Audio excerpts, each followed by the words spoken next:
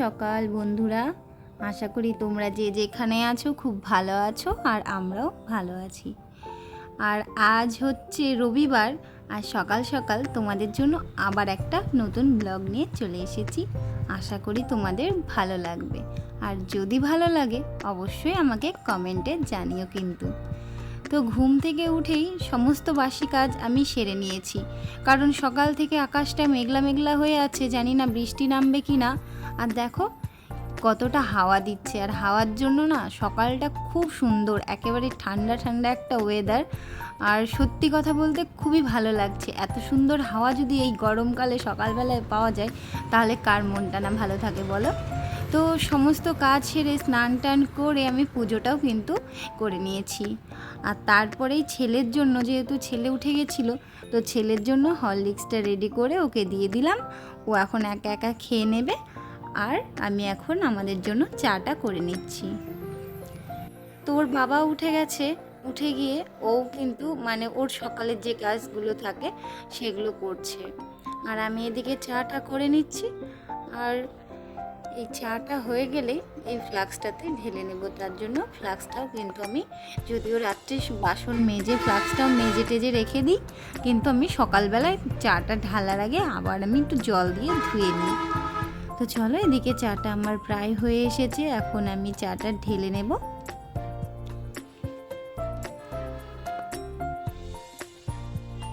আর এই যে গরমের দিনে সকাল সকাল এত সুন্দর ওয়েদারের মধ্যে হালকা একটু গরম চা, তো বেশ ভালো লাগে।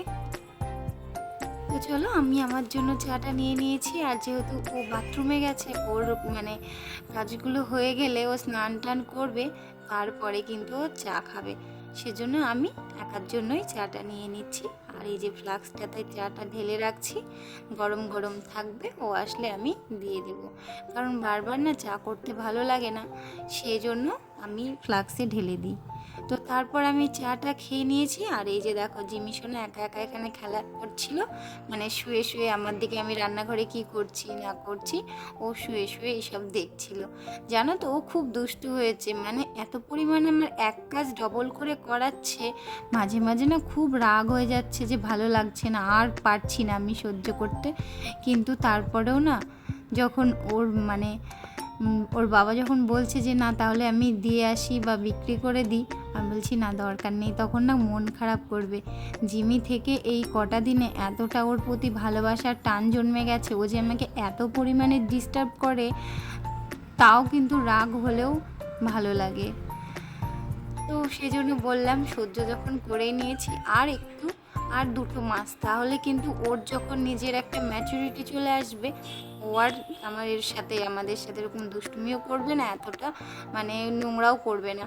ওর নোংরা করা বলতে কি বলো তো, আমি যদি ড্রেসিং টেবিলের সামনে কোনো কিছু দিয়ে, একটা কাপড় দিয়ে ঢেকে রাখলাম বা একটা জিনিস সাজিয়ে রাখলাম, ওর সেটা ভালো লাগে না।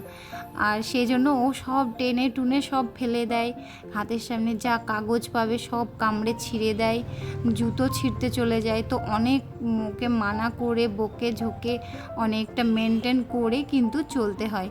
সেজন্য আমি না ঠিকমতো ঘরটাও গুছিয়ে রাখতে পারি না। আমি যদি মনে করি যে ঘরে ইনডোর প্ল্যান্টগুলো আবার নিয়ে আসবো, একটু ডেকোরেশন করব, সেটা কিন্তু আর হবে না, কারণ ওই যে গাছের পাতা টেনে ছিঁড়ে দেবে, গাছের পাতা খেয়ে নেবে, তাতে ওর তো প্রবলেম হবে, যেহেতু গাছের পাতা তো ওর জন্য ভালো না। তো সেই জন্য না আমি আর পারি না, তো সব গাছ ওই জন্য আমি বাইরে রেখে দিয়েছি। কিছু করার নেই, এইভাবে আমাকে চলতে হবে যতদিন না ওর ভালো একটু বুদ্ধি হবে। তো ছেলেওতেই, এই যে ছেলে দেখো, আমি সবে বিছানাটা গুছিয়েছি, ঝাড়তেই পারিনি, ও সোজা এতক্ষণ সোফাতে বসে গেছে, আর এখন সোফা থেকে উঠে সোজা খাটে চলে গেল।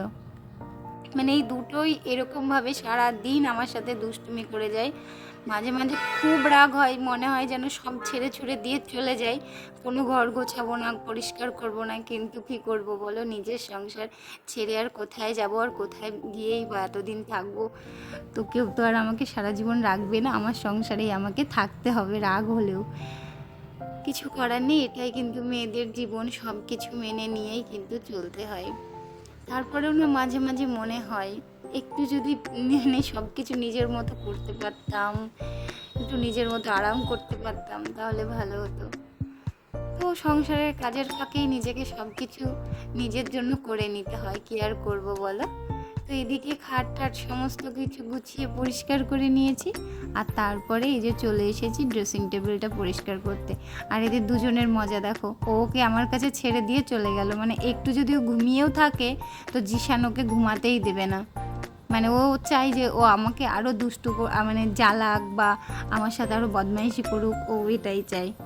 তো সবসময় দেখিয়ে দেবে, বলবে জিশান বলবে জিমিকে ওটা তোর মা, ওখানে যা, এইসব বলে ও আমার সাথে মানে সব সময় দুজন মিলে এরকম দুষ্টুমি করে। কতটা সহ্য করব বলো একা, সংসারের সমস্ত কাজ আবার এই দুজনের যেই অত্যাচার। তো সব কিছুর পরেও ভালো লাগে, কারণ ছেলেটাও তো নিজের, আর জিমিটাকেও নিজের ছেলের মতোই ভালোবাসি। তো সেই জন্য মায়ের মন যেমন একটা কথা বলে, মানে মায়ের মন বলে না এটা করি ওটা করি, পরে আবার যে যতই দুষ্টুমি করুক না কেন আবার তাদেরকে ঠিক কাছে টেনে নিয়ে আমরা আদর করি, ভালোবাসি। তো এইদিকে দেখো আমার ছেলের মজা দেখো, এই পাশ আর ওই পাশ করে বেড়াচ্ছে, সাথে জিমিও আছে নিচে। আর আমি এদিকে ড্রেসিং টেবিল পরিষ্কার করে টিভির সামনে সমস্ত কিছু পরিষ্কার করে নিয়ে এখন এই যে টেবিলটা দেখছো তো এটাকেও পরিষ্কার করে নিচ্ছি। আসলে কি বলো তো, এই যে দেখছো সবে আমি জায়গাটা পরিষ্কার করেছি, আর এই যে জিমি উঠে গেছে, উঠে গিয়েই না এই যে লাল একটা আমি কভার দিয়ে রেখেছিলাম সেই কভারটাকে টেনে সমস্ত কিছু নামিয়ে ফেলেছিল। তো কোনো রকমভাবে তাড়াতাড়ি ধরে সেই কভারটা ওর বাবা বলল তুলে ফেলো, না হলে কিন্তু সমস্ত জিনিস আবার ফেলে দেবে। তো ওটাকে তুলে নিলাম, নিয়ে তারপরে আবার যে ওই যে বাম্বু প্ল্যান্ট বা ওর যে ওষুধের ইয়েটা আছে, ঝুড়িটা আছে, তো ওটা আবার সাজিয়ে দিলাম। আর এই যে দুষ্টুমি করার পরে একটু জোরে বকেছিলাম, তাই ও আবার শুয়েছিল। তো ওইদিকে ঘরদোর গুছিয়ে চলে এসেছিলাম রান্না করতে। আর এই যে রান্না করেছি, ডাঁটা দিয়ে চচ্চড়ি করেছিলাম, আর ভাত হয়েছে, আর এই যে আলু দিয়ে পটল দিয়ে ভাজা, আর রুটি করেছিলাম। তো রুটি আর আলু পটল ভাজা দিয়ে আমরা সকালে খেয়ে নিয়েছি। আর এই যে ডাঁটার চচ্চড়িটা ভাতের জন্য কিন্তু। আর আমি সেরকম কিচ্ছু রান্না করিনি, কারণ মা ওই বাড়ি থেকে মাছ পাঠাবে বলেছে, তো সেজন্য আর ও মানা করলো যে আর কোনো কিছু করতে হবে না। তো এদিকে ছেলে খেয়ে নষ্ট করে রেখেছিল রুটিটা, আর এই যে দেখো রান্নাঘরের বর্তমান অবস্থা। তো তারপরে বাসন টাসন ধুয়ে সমস্ত কিছু মুছে এই যে আমি রান্নাঘরটাকে গুছিয়ে নিয়েছি, মানে যতটা পেরেছি নিজের মতো করে গুছিয়ে রেখেছি। আর এদিকে ফলটা মানে তরমুজটা ঢেকে রেখেছিলাম ঝুড়ি দিয়ে খাওয়ার জন্য, তো যেহেতু ফ্রিজে ছিল।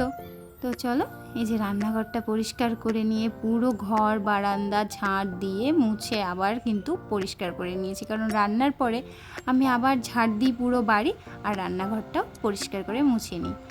তো এইদিকে এখন যাচ্ছি, ছেলের কাশি হয়েছে, মানে কাশিটা একটু কমেছিল, আবার ঠান্ডা লাগিয়েছে, দিয়ে আবার কাশি হয়েছে, শরীর খারাপ, তার জন্য আবার গেছিলাম ডাক্তারবাবুর কাছে।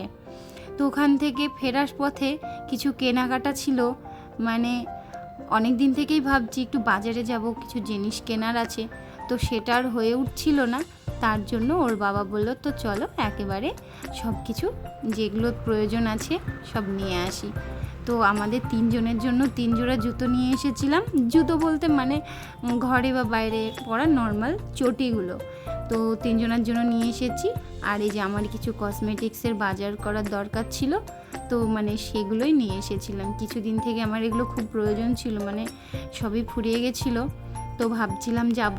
তো যে শ্যাম্পুর এই প্যাকেটগুলো নিয়েছি, কারণ বড় কৌটো ছিল, কৌটোটা ফুরিয়ে গেছে, আর যে দোকানে যে কৌটোটা দেখলাম সেটা ঠিক ভালো লাগলো না, তো সেই জন্য পাতা নিয়ে এসেছি, অনলাইন থেকে কৌটো নিয়ে নেব। তো তারপরে দেখো এই যে 3 জনের জন্য 3 জোড়া জুতো নিয়েছিলাম ওরকম, আর এই যে এই জিনিসগুলো নিয়েছি। তো এই যে তারপরে পায়ে দিয়ে ট্রায়াল দিয়ে বেড়াচ্ছিলাম, এই যে ওর বাবার জুতো, ওর জুতো, আমার জুতো, আমরা 2 মা ছেলে মিলে এই করে বেড়াচ্ছিলাম। তো তারপরে ওর বাবা এইদিকে শাক পাঠিয়েছে, আর এই যে মাছ পাঠিয়েছিল মা, তো ওর বাবা সেগুলোই নিয়ে এসেছিল। আর ছেলের জন্য এদিকে ডিম সেদ্ধ করে ওকে খাইয়ে দিয়েছি, আর এদিকে ওর বাবাকে ভাত দিয়েছিলাম, আর তারপরে আমিও কিন্তু খেয়ে নিয়েছি।